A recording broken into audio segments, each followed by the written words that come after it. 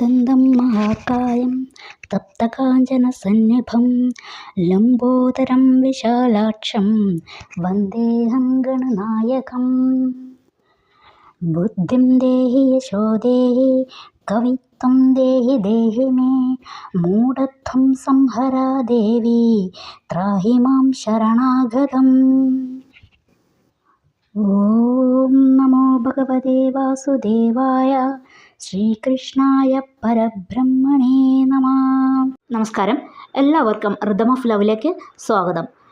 ഭഗവത്ഗീതയിലെ ആദ്യത്തെ അധ്യായമായ അർജുന വിഷാദ യോഗത്തിലെ 43 വരെയുള്ള ശ്ലോകങ്ങളാണ് നമ്മൾ നോക്കിയത്. ഇന്ന് നമുക്ക് 44 മുതൽ 47 വരെയുള്ള ശ്ലോകങ്ങൾ നോക്കാം. ഇതോടുകൂടി ഈ അർജുന വിഷാദ യോഗം അവസാനിക്കുകയാണ്.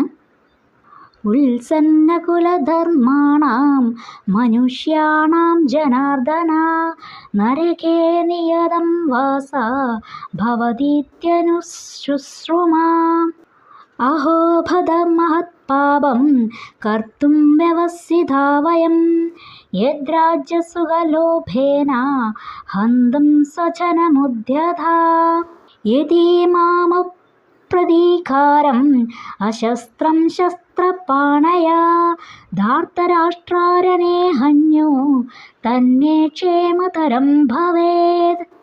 സഞ്ജയ ഉവാച ഏവമുക്ത്വാ അർജുനഃ സാംഖ്യേ രഥോപസ്ഥ ഉഭാവിശ വിസൃജ്യ സശരം ചാപം ശോകസംവിഘ്നമാനസാ.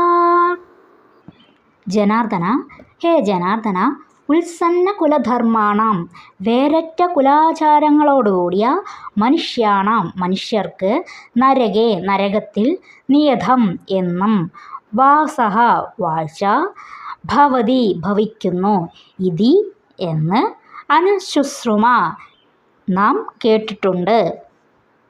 യത് യാതെന്നുകൊണ്ട് വയം ഞങ്ങൾ രാജ്യസുഖലോഭേന രാജ്യം വാഴുന്നതിലുള്ള സുഖം മോഹിച്ച് സ്വജനം ബന്ധുക്കളെ ഹന്തും കൊല്ലാൻ ഉദ്യത ഉദ്യമിക്കുന്നുവോ തത് അതുകൊണ്ട് മഹത്പാപം വലിയ പാപം കർത്തും ചെയ്യാൻ വ്യവസിത തുനിഞ്ഞവരാകുന്നു.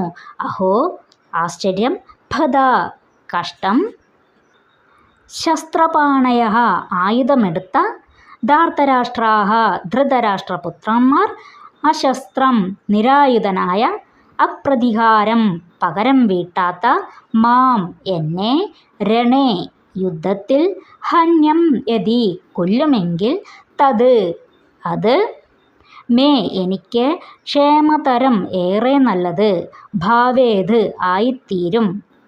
സഞ്ജയ ഉവാച സഞ്ജയൻ പറഞ്ഞു.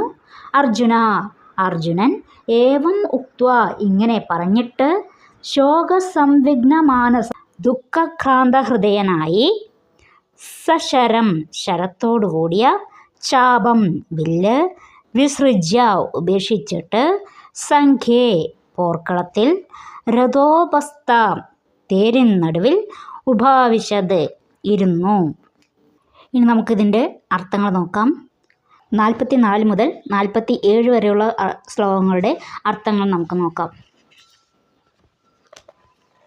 അല്ലയോ ജനാർദ്ദന, കുലധർമ്മം നശിച്ച മനുഷ്യർക്ക് എന്നും നരകവാസം സംഭവിക്കുന്നു എന്ന് ഞങ്ങൾ കേട്ടിട്ടുണ്ട്. ഇത് ആരോടാണ് പറയുന്നത്?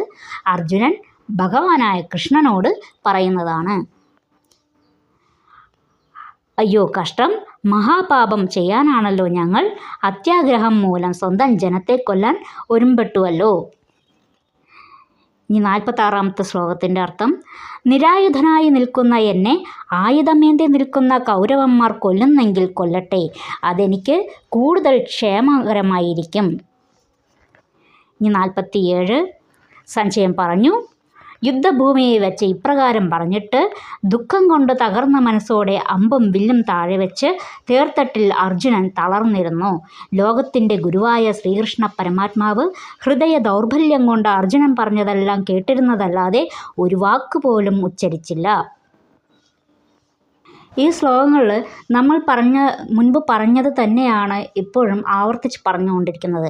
കാരണം അർജുനൻ യുദ്ധം ഒഴിവാക്കാനായി ഓരോ കാരണങ്ങൾ കണ്ടെത്തി ഭഗവാനോട് പറയുന്നതാണ് ഇത്. എന്നാൽ ഭഗവാൻ ഇതിനൊന്നും തന്നെ മറുപടി പറയാതെ മിണ്ടാതെ ഇരുന്നു. അതുകൊണ്ട് ഈ ശ്ലോകങ്ങളിൽ ഒരുപാട് വിവരിക്കാനൊന്നുമില്ല.